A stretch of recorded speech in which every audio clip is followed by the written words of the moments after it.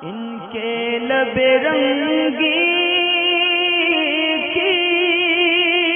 निछावर थी कि जिसने तो वो मुर्गे वाले जितने भी होते हैं ज़िबा करते वक्त कलमा जो पढ़ते हैं, तकबीर पढ़ते हैं, तो वो आहिस्ता से पढ़ते हैं कि उनको सुनाई भी नहीं आती। और कभी कभी देखा ऐसा भी जाता है कि इनके ज़िबा करने वालों के मुंह में जो होता है वो गुटखा वगैरह या ऐसी कोई चीज़ होती है कि जिससे उनकी आवाज़ नहीं आती। तो ऐसी सूरत में क्या ज़िबाह माना जाएगा या नहीं माना जाएगा? तो जितने भी जानवर को अगर ज़िबा करने वाले हैं, ख़ास तौर से मुर्गा ज़िबा करने वाले, और अगर उन्होंने तकबीर इतनी आहिस्ता पढ़ी ज़िबा करते वक्त के खुद के उनके कानों में सुनाई भी ना गई, और ये तर्क करना जानबूझकर था, यानी ख़ुद अपनी काहिलियत के अंदर तकबीर जो पढ़ी वो इतनी आहिस्ता यानी दिल में पढ़ ली, जिसको आप कहते हैं कि जिसमें ना होठ हिले ना ही मुंह से आवाज़ निकली। तो अगर आपने देखा मुर्गा ख़रीदते वक्त कि किसी ज़िबा करने वाले ने इस तरह से जानवर को ज़िबा किया कि उसने दिल में ही तकबीर पढ़ ली कि उसके ना होठ हिले ना उसके मुंह से आवाज़ आई, तो ऐसी सूरत में वो जानवर हलाल नहीं होगा, यानी वो ज़िबा उसका खाया नहीं जा सकता। अब सूरत हाल ऐसी ही होती है जिस तरह आपने फरमाया कि अक्सर मुंह में गुटखा वगैरह भी उनके चल रहा होता है, तो जानबूझकर वो कलमा जो है दिल में पढ़ते हैं, या ऐसा कहते हैं कि दिल में पढ़ते हैं। तो पढ़ने में मुराद दिल में पढ़ा हुआ ये ख्याल नहीं किया जाएगा, बल्कि जहाँ पढ़ना मुराद होता है हमेशा, चाहे नमाज हो या ज़िबाह का वक्त हो, वहाँ इतनी आवाज़ दरकार होती है कि जो ख़ुद के कानों में आ सके। लिहाजा अगर कोई शख्स मुंह में गुटखा रखने की वजह से या अपनी काहिलियत में जानबूझकर कलमे को नहीं पढ़ता,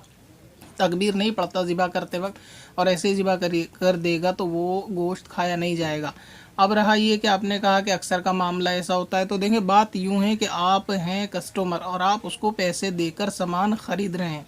ये इन लोगों की मनमानी जब तक चलती है कि जब आप लोग हर चीज़ में सेटिस्फाइड हो जाते हैं, हर चीज़ में आप लोग जो है कॉम्प्रोमाइज़ कर लेते हैं, तभी इनकी मनमानी चलती है। अगर आप उसको पैसे दे रहे हैं और उसको हलाल गोश्त का मुतालबा कर रहे हैं, तो उसका फ़र्ज़ है कि वो आपको उतनी रकम का हलाल गोश्त दे, और अगर वो ऐसा नहीं करता तो आप अपने पैसे लेके वापस चले जाएं। मसलन ये है कि आपने देखा कि उसने ज़िबा करा और मुंह से कुछ नहीं बोला, बस उसने दिल में मुर्गे को पकड़ा और दिल में तकबीर पढ़ के और उसने ज़िबा कर दिया, तो ऐसी सूरत में आप उससे कहेंगे भाई पैसे दे दो, ये मुर्गा मुझे नहीं चाहिए। अगर वो पूछेगा क्यों, कि अगर मुझे मुर्गा देना है तो आप इतनी आवाज़ में पढ़ें कि खुद के कान में आवाज़ आनी चाहिए। ये दिल में पड़ी हुई तकबीर, ये इस तरह से जानवर ये हराम होता है और आपको मुसलमान को देना भी नहीं चाहिए।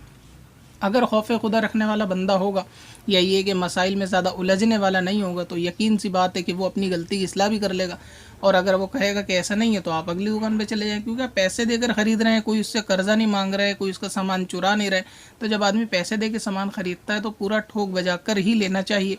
दूसरा ये कि अगर सब्जी का मसला हो कि गली सड़ी निकल जाए, फल का मसला हो कि गला सड़ा काट कर फेंक दिया जाएगा, तो एक अलग बात है, लेकिन यहाँ मसला गोश्त का है और वो भी हराम और हलाल का मसला है। लिहाजा इसमें एहतियात मुसलमान को बहुत ज़्यादा ज़रूरी है। तो इसीलिए आप ऐसी दुकान से कि जो कलमा या तकबीर वगैरह दिल में ही पढ़ते हैं बिल्कुल ना ख़रीदें, साफ़ मना कर दें, अगली दुकान से जाके ले लें, कोई ज़ोर ज़बरदस्ती नहीं है। हाँ, अगर वजह पूछे तो बता दीजिए ये वजह है, ये मुर्गा खाने के लायक नहीं है, इसलिए आपने इसको अगर हमें देना है तो उसको कलमा ज़ोर से पढ़ें, और आपको कॉम्प्रोमाइज़ की इसमें ज़रूरत नहीं है। हराम और हलाल में बाकायदा आप पैसे दे रहे हो, पैसे मत दो, और पैसे भी बाद में दिया करो। आप पहले गोश्त को बनवा लिया करो, जब आप देखो कि इसने जो ज़िबा किया दुरुस्त किया, तभी आप उसको पैसे दो। आपने देखा कि उसने शुरू में ही कलमा तकबीर नहीं पढ़ी, तो आप बिना पैसे दिए मना कर दो कि भाई सामान नहीं चाहिए इस तरह से, और देना है तो हमारी शर्त ये है कि इसको इतना आवाज़ से पढ़ा जाए। बहरहाल वो मुर्गा जो बिना आवाज़ या बिना तकबीर के ज़िबा किया जाएगा और ये तर्क करना जानबूझ के हो, तो जानवर वो हलाल नहीं होगा। पत्थर में हसन लाले पुरन